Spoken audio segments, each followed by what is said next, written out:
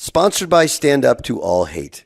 Call a timeout against hate. Did you see or hear about what happened with 2 minutes to go in the fourth quarter of the Monday Night Football game? Game is tied at 20. Here's the call on the Dallas Cowboys radio network. All right, here's the punt by Ryan Rako. Oh, got it. Ball is blocked. Oh, no, Cowboys touch it. The Bengals are going to have the ball. Oh, no. You can't touch it when it's blocked beyond the line of scrimmage, and the Bengals are going to have it at the 45. Oh, my gosh. Can you believe that? So they block a punt. They block a punt in their own territory, right? This is one of those, if you just let the ball bounce, nobody touches it. You go about 10, 15 yards, you kick a field goal, good night, drive home safely. Instead, it gives the Bengals new life. The Bengals win the game. Here's Mike McCarthy about how hard that loss is to stomach. Would you say that this is maybe the toughest pill to swallow as far as a non-playoff loss you've experienced as a head coach? Oh, definitely, because, I mean, where it puts us in the season. You know, we understand that we dug ourselves a hole. You know, the 7 losses coming in here. So we had to have this one tonight, you know, and so definitely this is a very disappointing loss. Here's Micah Parsons when he talked about the failed block punt. I wasn't even really grasping what was going on. Nick made a great play, and then, you know, I asked the ref, you know, explain what happened, and he told me that we touched the ball. It was definitely a huge momentum shift. I mean, we just caught a huge stop. We're going to 2-minute drill. It's just real hard to you think to believe you could pull that game out from that situation. That hurts.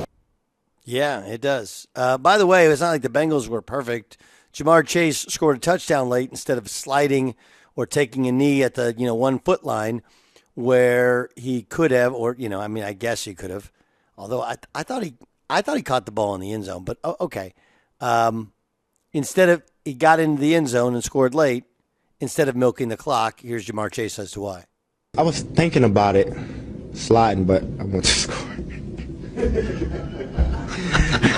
I was thinking about sliding, but I wanted to score. I'm not going to lie. Yeah. And he put himself above team. And, I think Jamar Chase is as good as anybody who's ever played the position. But, they are what you are. What is it? You are what your record says you are. And that touchdown was a 40-yard touchdown. I was thinking of the earlier one in the end zone. But he catches the ball 40 yards and scores. And you kind of got to think at some point the Cowboys probably let him score. And if you just slide at the 1 foot line, clock runs out, game over. After a made field goal that you're going to make 99% of the time. Those 2 plays, by the way, and again, I know that the offense has not been the problem for the Bengals, but is it fair, and I think it is, to say those 2 plays, the block punt that was touched and Jamar Chase not sliding and taking a knee at the 1 foot line, those are the perfect examples of why both those teams, who are very talented, are 5-8. Look, there's more to it for the Cowboys. They lost Dak Prescott. They've had injuries on the defensive side. It's been a bit dysfunctional. Right? There's more to it for the Bengals. The defense has been bad. Right? The T. Higgins negotiations didn't end up working out. And there are other reasons. But I don't know how John Fossil doesn't relay to everybody during the week, throughout the season, that if you block a punt and it's rolling down the field, you do not have to touch it. If you don't touch it, we get the ball. If you do touch it and you fumble it, they can get the ball. And the same thing happens for the Bengals. Again, is it the end of the world? No. There is part of me that says, hey, score the touchdown and then they got to do more than kick a field goal to beat you. But if you slide at the 1 foot line, remember, it's a 20-all ball game. The worst thing that can happen is botch snap on a 3rd down, and then maybe you actually kick it again, or you miss what amounts to an old school extra point, and you go to overtime. Instead, you put it again in the hands of your defense, the Bengals have the worst defense in the NFL, and they end up holding on for the win. Yeah, Dan. So in watching that last play, it dawned on me in seeing on how the Cowboys player muffed the blocked punt that he was actually trying to do something that was similar to what the Cowboys did a couple of weeks ago in a game against the Washington Commanders, where remember the onside kick that Washington tried and Wanye Thomas and the Cowboys picked up and ran back. Yes, and it was not the smart move. If you want to talk, we're talking about Jamar Chase sliding, and Thomas ran into the end zone and scored, and even Mike McCarthy and John Fossil at the sidelines during that game are saying to themselves, wait, why did he do that? Why did he score? We needed him to – you could see them talking about it. Just following the ball. Yes, and that's what I think happened last night. If you look I've seen the video several times. Yeah, it's like he almost lines up in the starting blocks. Like he's about to take off to go down the field. I think his right foot was like back. Like, ooh, yes. When I get this, I'm going to go score a touchdown. Absolutely. It's the hero complex. It's the same thing as Jamar Chase. There's no difference there. Everybody wants to be the hero shot. Score the touchdown, take the picture, hold on to the ball. Look what I did. Yeah, it's the hero complex.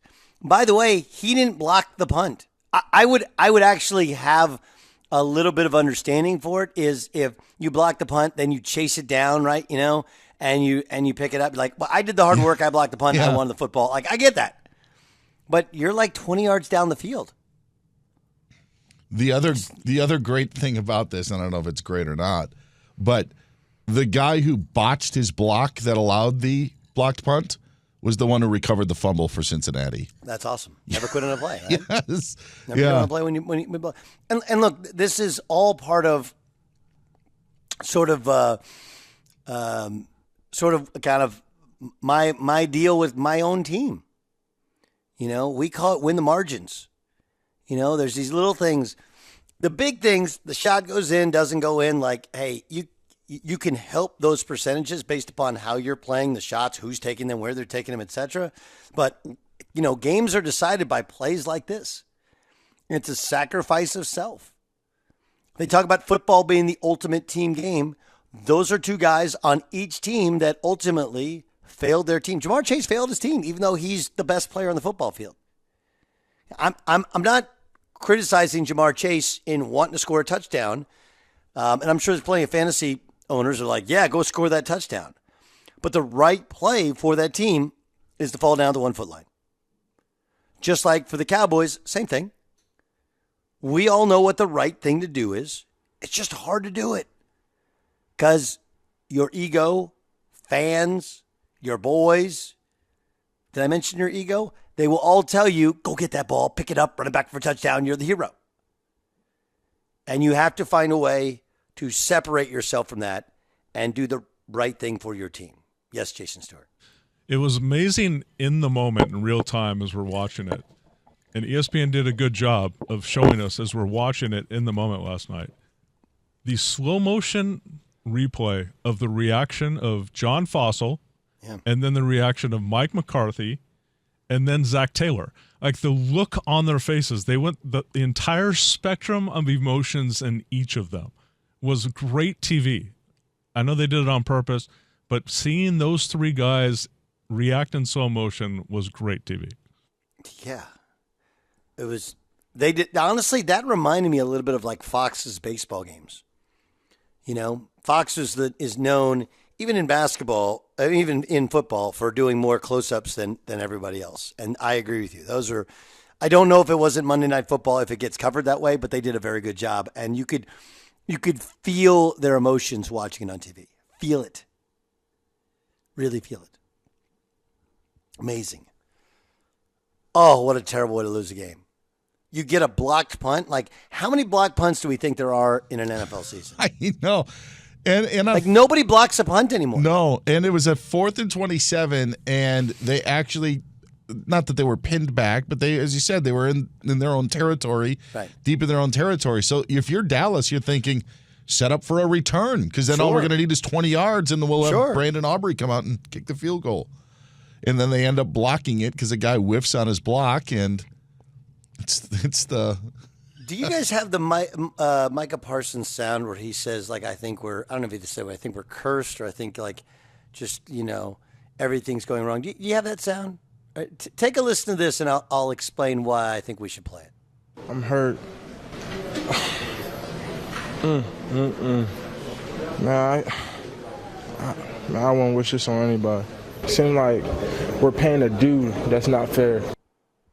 Yeah, here's the thing, okay? This was a self-inflicted wound, right?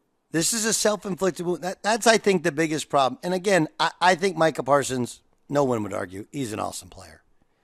Right? He's awesome. But the idea that they're like suffering some sort of fate, like somebody's got a juju doll, like, no, they blocked the punt. That's a great play. Ball was rolling. Just let it go. Let it come to a stop. If you're going to touch it, you better get it. And if you don't, there's hell to pay, and that's what happened. But let's not act like, there's something that went bump in the night. No, you blocked the punt. Things rolling. It's turning end over end. It's an oblong object. It's hard to catch, especially for a guy that doesn't normally catch the ball. Just let it go. No one did this to you. You did this to yourself. And that's where Micah Parsons is off, and that's where he shows his immaturity. And that's what's wrong. That's part and parcel. That's what's wrong with the Dallas Cowboys. They have lots of issues this year. But when their best player thinks they're cursed, when really all they had to do was let the ball bounce, let it go. And as you said, Dan, you nailed it perfectly, right? It's not like they haven't been in this situation before or similar. I have zero sympathy. Sponsored by Stand Up to All Hate. Call a timeout against hate.